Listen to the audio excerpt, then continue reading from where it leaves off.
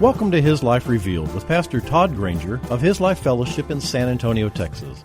We're glad you've chosen to join us today. Our passion at His Life Ministries is to help believers know Him and show Him. So we keep it simple. It's just about Jesus. Our prayer is that the Holy Spirit will make His truth plain to you, so you can walk in freedom and enjoy the life of union that God has designed for you to live.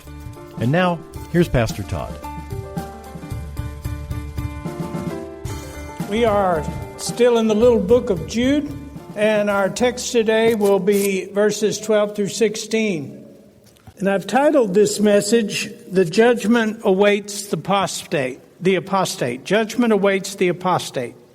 And in our text today, Jude gives 5 metaphors to illustrate these apostates. And Jude is referencing the apostates that pose as believers, set themselves up as teachers. They're staying in the church, befriending its body, subtly casting seeds of heresy and dissension. And as we read in our last 2 studies of Jude, verses 3 and 4, really capsulize why Jude is writing the letter. And I want to read them to you again to remind you of the emphasis of the letter. In Jude, verses 3 and 4, he writes, "Beloved, while I was making every effort to write to you about our common salvation, I was compelled to write to you urgently, appealing that you fight strenuously for the defense of the faith, which was once for all handed down to the saints, the faith that is the sum of Christian belief, that was given verbally to believers. For certain people have crept in unnoticed, just as if they were sneaking in by a side door.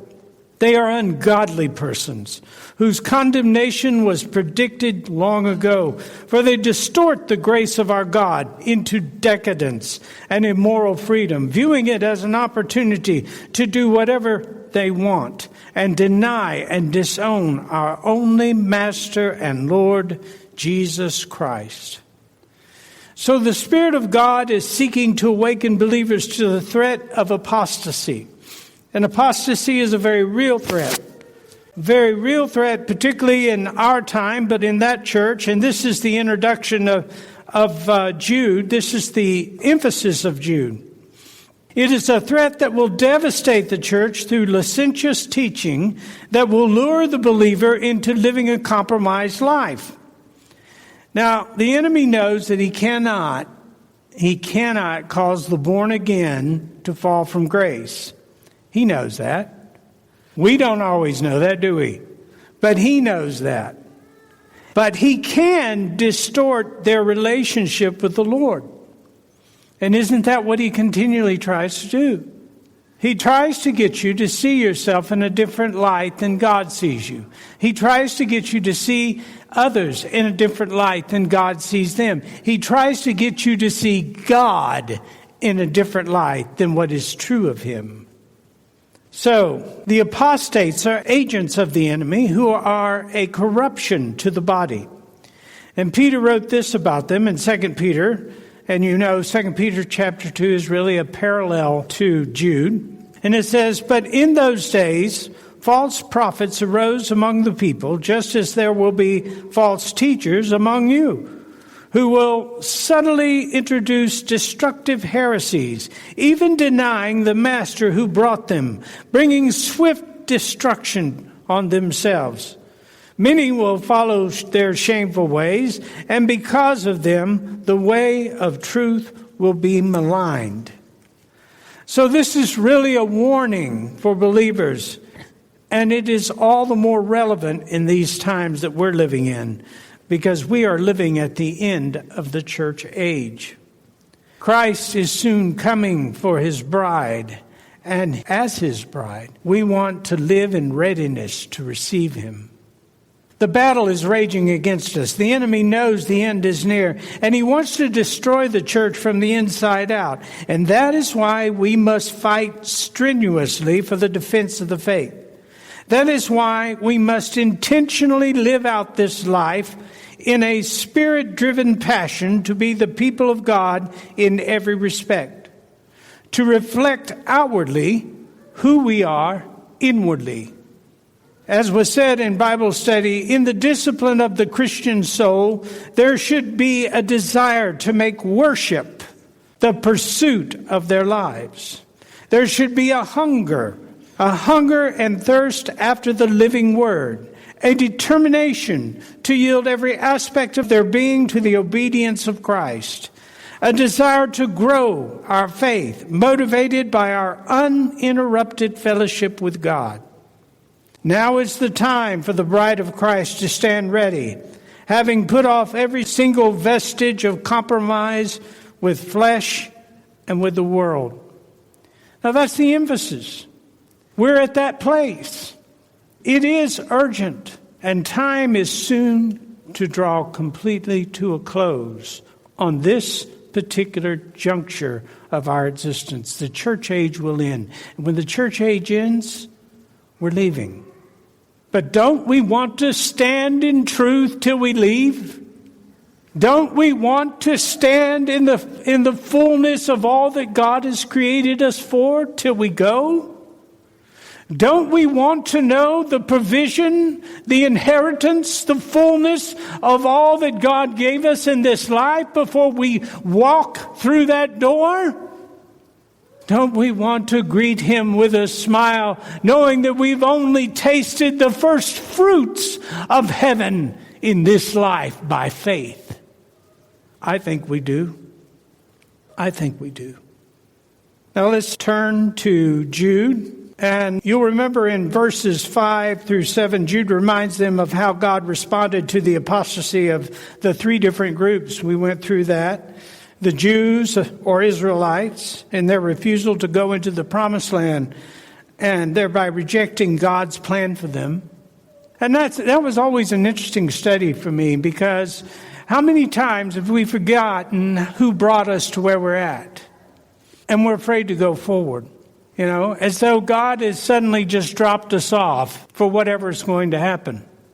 And the reality is that we wouldn't have drawn the next breath unless God had brought us to where we are. We are even now in His embrace.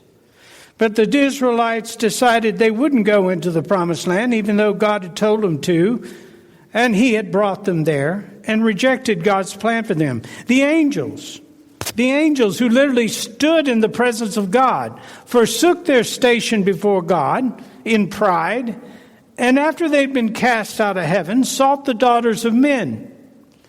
And then Sodom and Gomorrah, the Gentiles, who knew God through Lot and Abraham, but rejected faith in God to indulge in gross perversion. In verses 8 through 11, we looked at the traits of the apostate. That was last week. And Jude tells us in verse 8 that they are immoral, they defile the body, they are rebellious, they reject authority, and they are mockers. They mock angelic majesties or glory. And then in verse 11, he gives us three examples of apostates that were known in Jewish history and who were judged: Cain, Balaam, and Korah. And last week we looked at each one of them individually.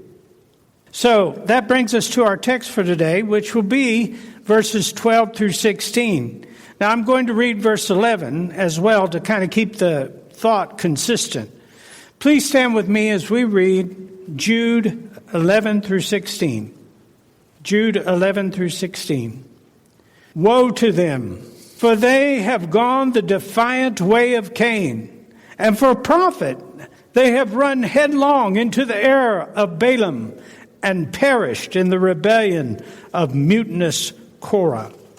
These men are hidden wreaths, elements of great danger to others. In your love feast, when they feast together with you without fear, looking after only themselves, they are like clouds without water, swept along by winds, autumn trees without fruit, doubly dead, uprooted and lifeless, wild waves of the sea, flinging up their own shame like foam, wandering stars from whom the gloom of deep darkness has been reserved forever.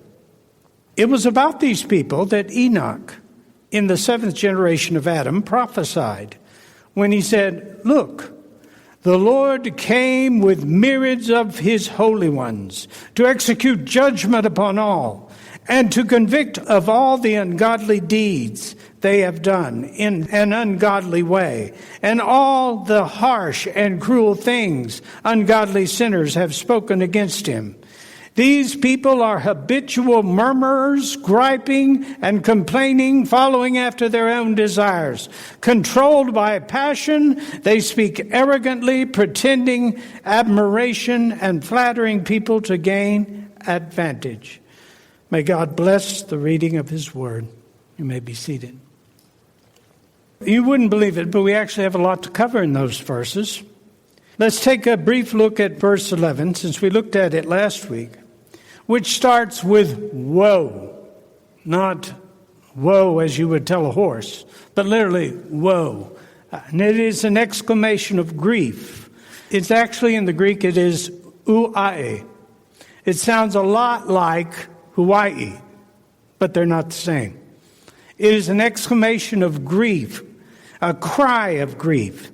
For they, as it continues, for they, a reference to the apostates, the ones who had crept into the church in verse 4, the creepers, for they have entered into the judgment of Cain for their defiance of God. They have entered into the judgment of Balaam in their seeking to profit through their heresy. And they will perish in the rebellion as Korah did. So what you see here is the Spirit of God is grieved by their sins of these men against God. And in this verse, the judgment of God against these men is declared. They will have a share in the judgment against the apostates of Jewish history. As we will see in the following verses, the judgment of God for apostate is severe and immediate. These men will know great suffering, more suffering than they could possibly conceive or we could conceive, that will continue throughout eternity. Now, I want to remind you that there are at least 3 degrees of apostasy. I call them degrees, but there are 3 different types of apostasy. There's actually more, but I'm only named 3, okay? One apostate is the individual who has heard and known the truth of God, but rejects him, rejects his salvation, and determines to remain a sinner and live to the flesh and the world. Now, this person does not stay among believers, but he runs to live in the darkness from which he was born. The next apostate is the one who has been a part of the church and the society of believers. He has heard the gospel many times. He can quote scripture. He has enjoyed the company of the fellowship of believers, yet he has never really been born again. He has never really surrendered his life to Christ, and he will eventually fall away and reveal his unbelief. Then we have the most deadly and wicked of all apostates, who will stay in the church in order to corrupt and divide, to promote self-indulgence in the name of grace. They are deceivers who are seemingly caring and loving, but subtly lead believers into a distortion of doctrine and sin. These apostates seek a prominence and influence within the body in order to create a following. They may be teachers or preachers. They may be denominational leaders, seminary professors, or even elders. They will promote a liberal gospel that is accepting of societal norms. They are demonically empowered and are evil at the core. These are the apostates that the Spirit of God is now illustrating. They are destined for destruction and eternal suffering. Now let's look at verse 12. It says, these men are hidden reefs, elements of danger to others in your love feast, when they feast together with you without fear, looking after only themselves. They are like clouds without water, swept along by winds, autumn trees without fruit, doubly dead and uprooted and lifeless. Now Jude begins to illustrate for us the truth of these apostates, and he's going to use natural metaphors. natural metaphors that everybody can understand. So the Spirit of God is being extremely thorough. You notice that in this book. He is being extremely thorough in describing these apostates to us. It's important that we understand and know the difference. If you live in the light, if you walk according to the light, if you walk according to the Spirit, you will not be deceived. But if you are running back and forth, in and out of the light, in the shadows, because you want to try to live in a duality, then you are deceived. Because you are combining the lesser with the greater, seeking to have the best of both, which is a lie. There's no rest in either place. The first metaphor is that these men are like hidden reefs or rocks that lie in the water just beneath the surface. They're invisible to the eye, but they will rip and gash the bottom of the boat, causing it to take on water and begin to sink. They are initially undetectable until it's really too late. Those who know where they are will navigate around them. Paul wrote Timothy regarding this. In 1 Timothy 1:19, he says, keeping your faith, leaning completely on God with absolute trust and confidence in His guidance, and having a good conscience, for some people have rejected their moral compass and have made a shipwreck of their faith. Keeping your faith, leaning completely on God with absolute trust and guidance. This is so important. We have lived in a bit of prosperity here in America, so we've been able to kind of make God the seasoning of our lives rather than the main course. And we continually operate as though we know God is there, but He's not really speaking, and neither are we. We're just doing our thing, and it's good that God is around. But what you have emphasized here by Paul to Timothy, a young man who's literally besieged with false teachers and people who are beating him down with eloquence and with wisdom of their own, he says, stand firm, Timothy.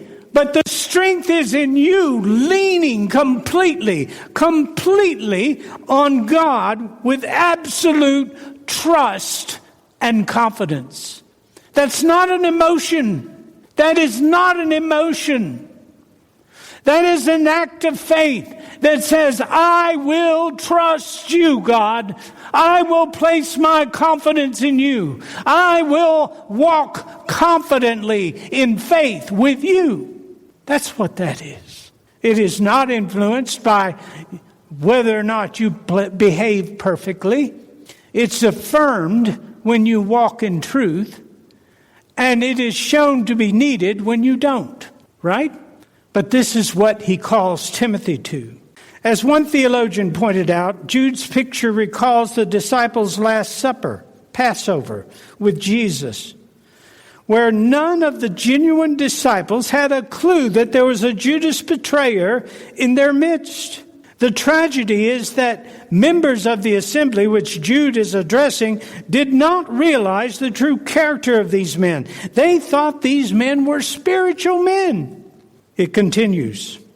He says, in your love feast, when they feast together with you without fear, looking after only themselves. Now, this reference to love feast is interesting because it was literally a practice of the early church and of us as well. Love feasts were not communion, which I've heard it taught that way, but it's wrong. It's not communion, okay? Though what it is communion and love feast are actually two different things. A love feast was in fact a fellowship meal served after the service. They're mentioned in the 11th chapter of 1 Corinthians. And the Corinthians had so corrupted these love feasts with their self-indulgence. And you may remember that they so corrupted the meal that there was gluttony, there was drunkenness, there was all these manifestations of the flesh. So much self-indulgence. They so corrupted it that it had completely fallen out of practice in the New Testament church. But a love feast was a place of communion with the body. It was a place where the poor of the body could come and have a meal. It is the place where the body could gather together and share needs and share praises and disciple one another and encourage one another in faith. That's what a love feast was. And it was a constant prayer. Go back and look at Acts with the new church in the beginning. They were forever meeting together and what? Breaking bread and eating. Now that's not just the Lord's Supper. So I want to tell you, until I researched this, I didn't know it. But I knew when the Lord put this church together and when the Lord called this church together, that we needed to have a fellowship meal. And we have now, these some 13 plus years, kept a fellowship meal. And I see God in that. I do. All the way through. Well, the Corinthians would come in and these apostates would come in. And they would look only after themselves, which is telling us they were like the Corinthians. They were self-indulgent in regard to what they wanted and how they conducted themselves. And they had no fear of God. Their corruption of this feast was an affront to God. That's why the Spirit of God here mentions they had no fear. Because it would anger God that He would come in the midst of His body and seek to corrupt them when they should be ministering to one another. These people were poisoning. Their corruption of this feast was an affront to God. And then we have our next metaphor. They are like clouds without water, swept along by winds. Now, living in South Texas, I know you know something about that. I know something about that. It's when you are desperate for rain, when you've endured a prolonged drought, and the sky darkens and the clouds begin to gather, and you feel the cool breeze and the smell of rain is in the air, right? And you run about excitedly. You can tell this is an experience. You run about excitedly around the place, strategically placing things in the hopes of gathering rainwater. And you might even imagine that you felt a drop or two. Then suddenly the wind changes and sweeps any hope of rain away. Now that's disappointing, I can tell you. It's very disappointing. You have prepared yourself to receive and are given nothing. Empty promises. That is the metaphor. Proverbs 25:14, like clouds and wind without rain, is a man who boasts falsely of gifts he does not give. The next metaphor, verse 12, is autumn trees without fruit, doubly dead and uprooted and lifeless. And autumn is the farmer's last hope of crop, particularly in the north. If it doesn't come in autumn, you're not likely to see any harvest. Now, they say that's not really true in Texas. We have a prolonged growing season, but that's assuming we have rain, right? Anyway, but you know your last best chance for your trees to bear fruit is in autumn. And these men are like trees that have not and will not bear fruit. They inspire hope, they show promise, but in the end there's only death.